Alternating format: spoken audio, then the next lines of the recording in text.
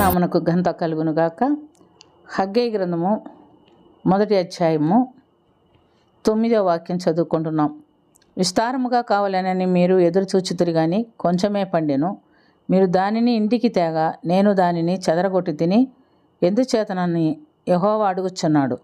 నా మందిరం పాడై ఉండగా మీరందరూ మీ మీ ఇల్లు కట్టుకొనుటకు త్వరపడుట చేతనే కదా. ప్రియమైనటువంటి దేవుని బిడ్డలారా, హగ్గై ప్రవక్త ద్వారా దేవుడు ఇశ్రాయేల్ జనాంగానికి ఇచ్చినటువంటి హెచ్చరికను గురించి మనం ఇక్కడ గమనిస్తున్నాం. పార్శికపు దేశపు రాజు అయిన కోరెషు ఏలుబడి యందు మొదటి సంవత్సరమనే ఎజ్రా గ్రంథంలో 1వ అధ్యాయంలో మనం చూసినప్పుడు ఆకాశమందలి దేవుని బిడ్డలు ఎవరై ఉన్నారో, యెహోవా దేవుని బిడ్డలు ఎవరై ఉన్నారో వారు వెళ్ళి వారి దేశంలోకి వెళ్ళి వారి మందిరం కట్టుకోవచ్చని కోరెషు వారికి విడుదల ఇచ్చి పంపిస్తున్నట్లుగా మనం చూస్తున్నాం. అయితే వారు ఇశ్రాయేల్ దేశంలో యూదా దేశంలోనికి వచ్చిన తర్వాత వారి కొన్ని ఆటంకాలు కలిగినాయి. ఆటంకాలను బట్టి వారు మందిరం అనే పని ఆపివేసి వారి సొంత ఇల్లు కట్టుకొనుటకు పంటలు పండించుకొనుటకు వాళ్ళు ఉంటున్నట్టుగా ముందుకు పోతున్నట్టుగా మనం చూస్తున్నాం. అటువంటి సమయంలో దేవుడు 4వ వాక్యం నుంచి, హగ్గై 1వ అధ్యాయం 4వ వాక్యం నుంచి చెప్తున్నాడు, ఈ మందిరం పాడై ఉండగా మీరు సరంబి వేసిన ఇళ్లలో నివసించుటకు ఇది సమయమా? కాబట్టి సైన్యములకు అధిపతి యెహోవా సెలవిచ్చినదేమనగా మీ ప్రవర్తన గురించి ఆలోచించుకొనుడి. మీరు విస్తారంగా విత్తినను మీకు కొంచెమే పండెను. మీరు భోజనం చేయుచున్నను ఆకలి తీరక ఉన్నది, పానం చేయుచున్నను దాహం తీరక ఉన్నది, బట్టలు కప్పుకొనుచున్నను చలి ఆగకొని ఉంది.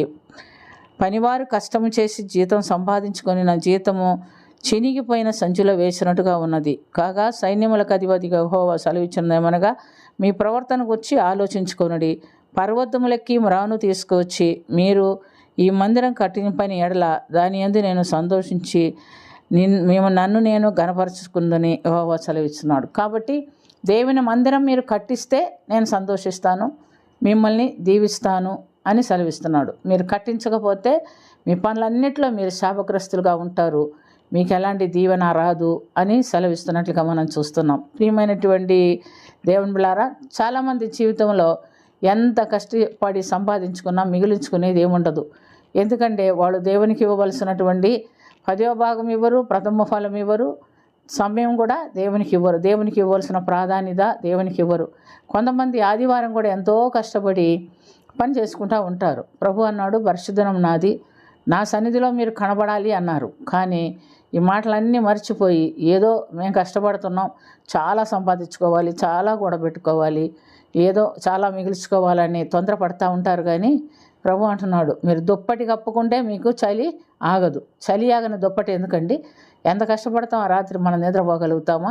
ఆహారం తింటే ఆకలి తీరకుండా ఉన్నది, ఎంతని తింటాం, కడుపులో పట్టేందే కదా తినదు. కానీ సంతృప్తి లేకపోవటం అనగా సంతృప్తి లేనటువంటి జీవితం మీరు జీవిస్తూ నన్ను విసర్జించారు కనుక మీరు శ్రమలో ఉంటారు అని చెప్తున్నాడు. ఇలాంటి జీవితం ఎవరికైనా ఉందా? చాలా జాగ్రత్తగా గమనించుకోండి.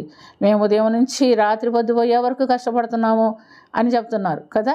మరి లూకాసు వార్తలో కూడా శిష్యులు ఏం చేశారంటే, రాత్రి అంతయు చేపలు పట్టాను ప్రభువా, ఒకటి కూడా దొరకలేదన్నాడు. మరి దేవుడేమన్నాడు, దోణి కుడివైపున పోనిచ్చి అక్కడ వల ఏంటంటే విస్తారమైన చేపలు వాళ్ళు పట్టినట్లుగా మనం చూస్తాం. కాబట్టి దేవుని మాట వినుట, దేవుని వాక్యానుసారమైన జీవితం జీవించుట, ఇది మన జీవితంలో చాలా ప్రాముఖ్యమైన అంశం. అప్పుడే మనకు దీవెన వస్తుంది. కనుక ప్రియమైనటువంటి దేవులారా, దేవునికి చేయవలసిన పని, దేవునికి ఇవ్వాల్సిన సమయం, దేవునికి ఇవ్వాల్సినటువంటి ధనము, దేవునికి ఇవ్వాల్సిన ప్రాధాన్యత మొదట ఇవ్వండి. తర్వాత మీరు ఏం చేసినా దాన్ని ఆశీర్వదించి దీవించేవాడు దేవుడై ఉన్నాడని మనము వాక్యాధారాలుగా గమనించుకుంటున్నాం. ఆత్మీయ జీవితము దేవుడు మనకు అందరికీ దయచినట్టుగా ప్రార్థన చేసుకుందాం. ప్రేమ కలిగిన తండ్రి, కృప కలిగిన ప్రభ, నీకు విరోధమైన జీవితం, నీకు అయిష్టమైన జీవితము, నీ మాటకు లోబడనోళ్ళని జీవితం మాలో ఎవరిలోనైనా ఉన్నట్లయితే దయతో క్షమించి మేము నీ మాటకు లోబడి నిశ్చితానుసారమైన జీవితం జీవించినట్లుగా సహాయం చేయండి. యూదా జనాంగము బానిసత్వంలో నుంచి తిరిగి వచ్చినప్పటికీ మందిరం కట్టించమంటే కట్టించలేకపోయారు. వారు సొంత పనులు చూసుకున్నారు కనుక మీరు శాపగ్రస్తులు ఉన్నారని హగ్గై ప్రవక్త ద్వారా మరలా దేవుడు హెచ్చరిస్తున్నట్టుగా మేము చూస్తున్నాం.